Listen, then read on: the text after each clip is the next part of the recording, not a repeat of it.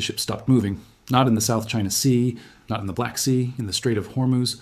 The most critical shipping choke point on Earth just got weaponized. 234 vessels carrying everything from oil to electronics stranded. And Japan's entire economy. It depends on those ships reaching port. Now they can't. The surface story sounds like regional politics. Oman and Japan, maritime disputes, the kind of diplomatic friction that gets resolved through negotiations and international law. But the ships don't lie. And the ships are motionless, not anchored for maintenance, not waiting for port clearance, stranded, as in forbidden from proceeding, as in 234 commercial vessels carrying $8.7 billion in cargo, sitting dead in the water while their schedules collapse and their contents rot. The Strait of Hormuz, 21 miles wide at its narrowest point. 30% of global oil shipments flow through those waters. 47% of Japan's imports traverse that passage. And Oman just demonstrated they can close it. Not to everyone, just to Japan. Let me show you what that means in terms everyone can understand. Your Toyota, your Honda, your Nintendo, your Samsung phone manufactured in Japanese-owned facilities. Every piece of technology, every manufactured good, every drop of oil that keeps Japanese industry operating, it flows through the Strait of Hormuz. Flowed through the Strait of Hormuz. Because at 0930 local time, the Royal Navy of Oman issued maritime exclusion orders. Any vessel flagged to Japan, carrying Japanese cargo, or destined for Japanese ports, prohibited from entering Omani territorial waters. The Strait of Hormuz runs through Omani territorial waters. Without passage through those waters, there is no route from the Middle East, Africa, or Europe to Japan. Japan just got cut off from 70% of its international trade. This is where things stop making sense. Because Japan and Oman don't have maritime conflicts. They don't have territorial disputes or historical grievances. Japan imports Omani oil. Oman buys Japanese technology. Standard commercial relationships. Until this morning, the decision to block Japanese shipping didn't come from Omani port authorities. It didn't come from maritime regulations or safety concerns. It came from Muscat, from Sultan Haytham's palace, as an emergency measure under the National Defense Act. National defense. Not maritime policy, not trade regulation. National defense. When governments frame shipping access as national defense issues, they're not thinking about temporary measures or diplomatic solutions. They're thinking about permanent strategic advantages.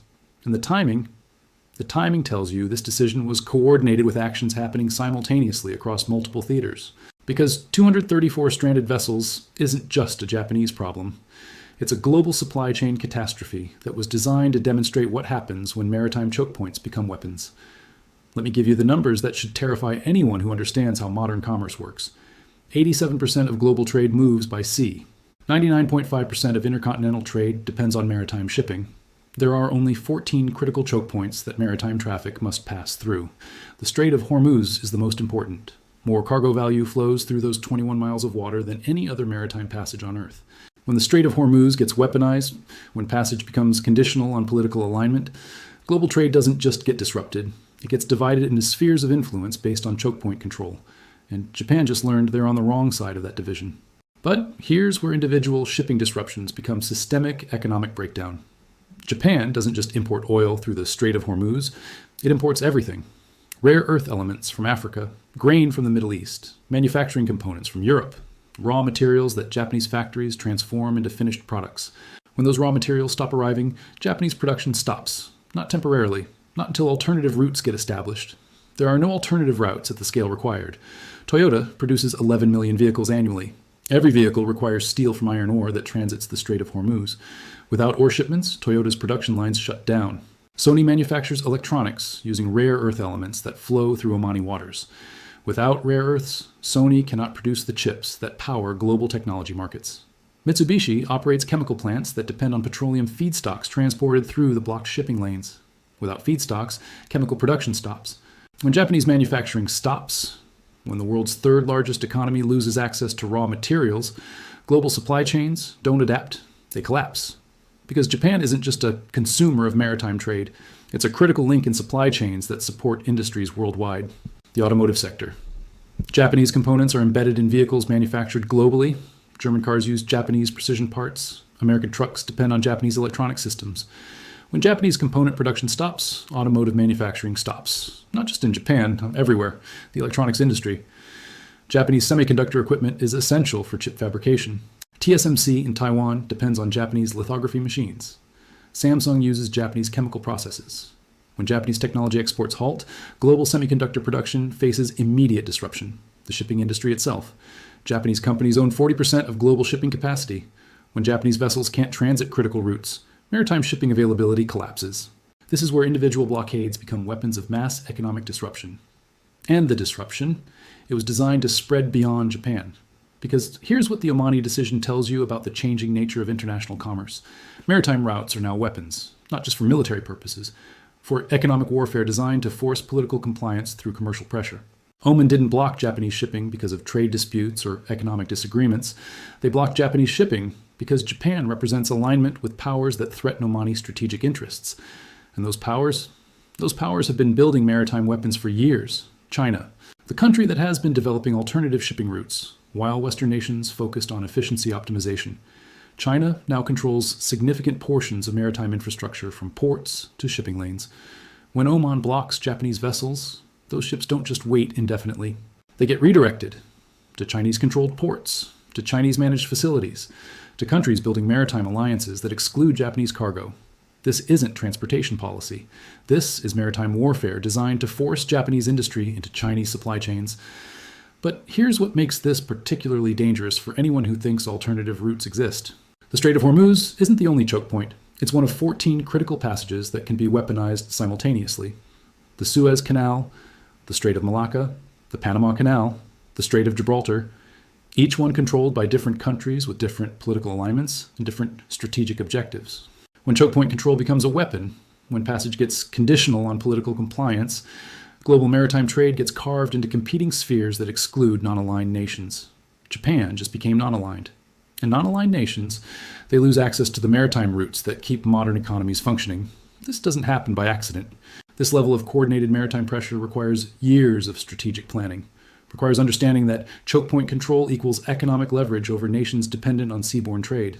The shipping blockade is the operational phase, but the real objective, the real goal of maritime warfare, is to force Japanese strategic realignment away from alliances that threaten Chinese hegemony. And the realignment, it starts when Japanese factories run out of raw materials, which brings us to the cascading effects that extend far beyond Japan. Freight rates exploded 800% in 6 hours, not just for Japanese routes, for all maritime shipping. Because when major choke points become weapons, traders understand that shipping access cannot be guaranteed for anyone. The Baltic Dry Index hit record highs. Container shipping rates tripled. Insurance costs for maritime cargo increased fivefold. The maritime industry is pricing in global shipping warfare, route after route becoming conditional on political alignment rather than commercial terms. And the pricing tells you how quickly maritime commerce breaks down when shipping lanes become weapons instead of transportation infrastructure. But freight costs don't capture the real crisis. The real crisis comes when existing cargo stops moving and there's no alternative transportation at any price. That's the scenario playing out in the Strait of Hormuz right now.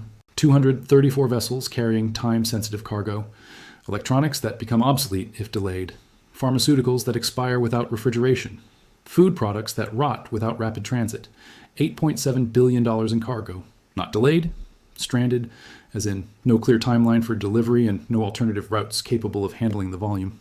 When maritime cargo gets stranded at this scale, when critical choke points become impassable, the economic damage spreads faster than the physical delays. Because modern supply chains operate on just-in-time delivery assumptions. Factories maintain minimal inventory. Retailers stock products based on predictable shipping schedules.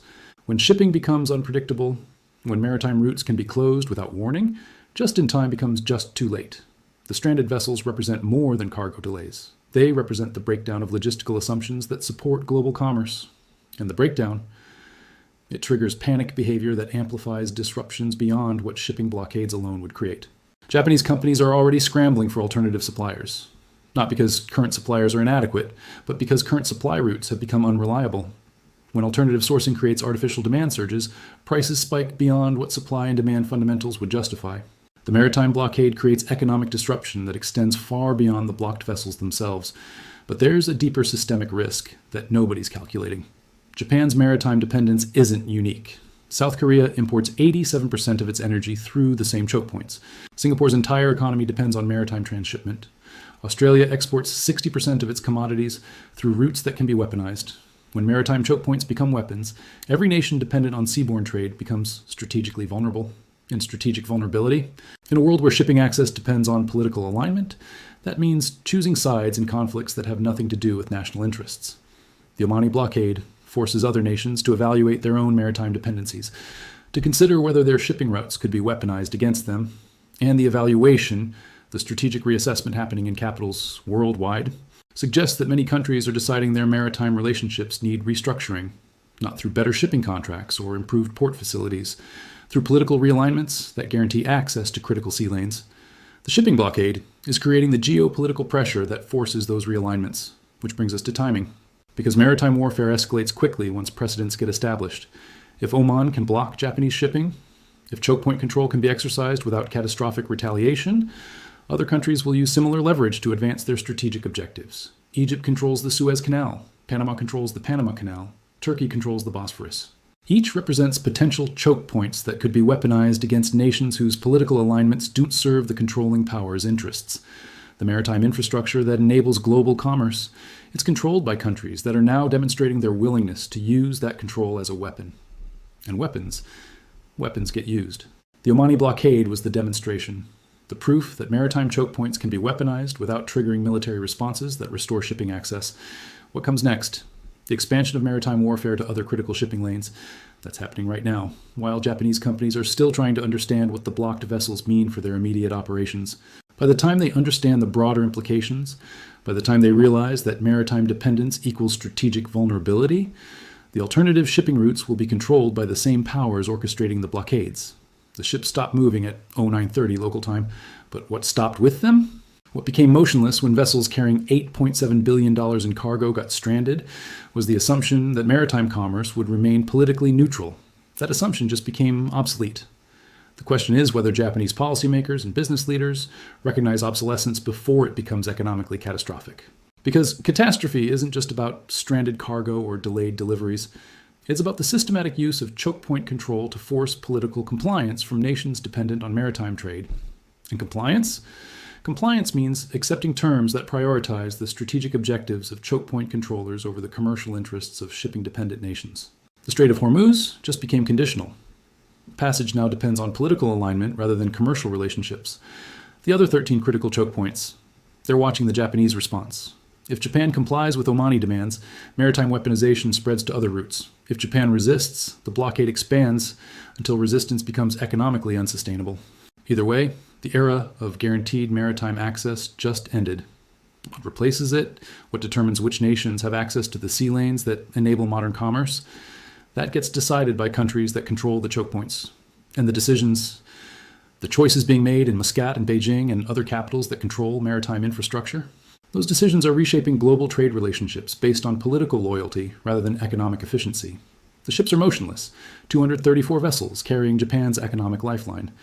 But the real question isn't when they start moving again.